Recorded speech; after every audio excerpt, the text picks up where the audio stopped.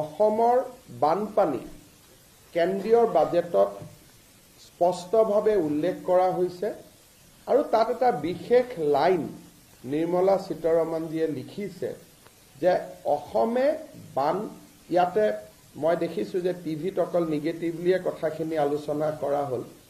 প্ৰথমবাৰৰ বাবে নিৰ্মলা সীতাৰমণে বাজেটত লিখিছে যে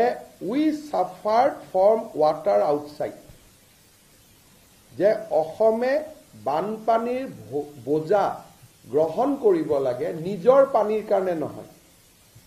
বাহিৰৰ পৰা অহা পানীৰ কাৰণে অসমে বানপানীৰ বোজা বহন কৰিব লাগে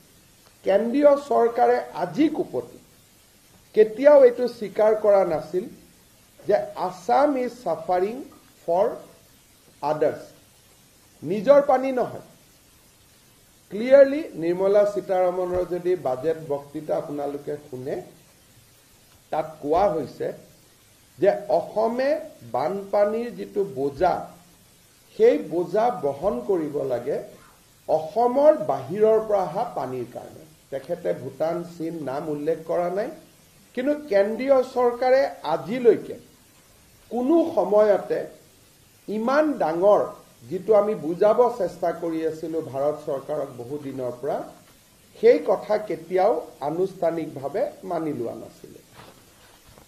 বহুত ৰাইজে কৈছে যে 11,000 কোটি টকা বিহাৰক দিলে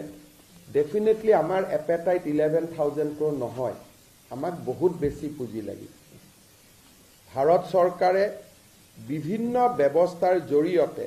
যোৱা 5 বছৰত আমাক অজস্ৰ পুঁজি দিছে কেতিয়াবা আপোনালোকক মই শ্বেয়াৰ কৰিম যে অকল এডিবিৰ পৰা কিমান দিছে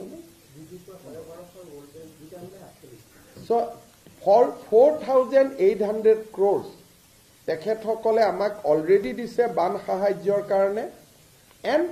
আৰু 5 বছৰত 6 বছৰত তেওঁলোকে আমাক ওয়ান্স দে একসেপ্টেড যে পানী বাহিৰৰ পৰা আহে আমি 11,000 কোটি টকা আমি লক্ষ্য কৰা নাই মই ভাবো that figure will be বহুত বেছি হ'ব figure will be much more than 11,000 crores আৰু এইখিনি কথা মই দায়িত্ব সহকাৰে কৈছো কাৰণ নিৰ্মলা সীতাৰমণ ডাঙৰীয়ানীয়ে কৈছে যে অসমক বানপানীৰ কাৰণে কিমান টকা লাগিব কোনেও কোৱান্টিফাই কৰিব নোৱাৰে কাৰণ সমস্যা মই যদি 10,000 কোটি টকা দি থৈ দিওঁ বানপানীৰ কেতিয়াও সমাধান হ'ব নোৱাৰে it needs A holistic support and central government is willing to provide that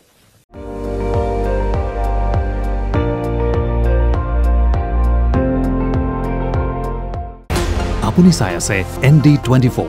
সৰ্বশ্ৰেষ্ঠ নহয় সৰ্বোত্তমৰ দৌৰ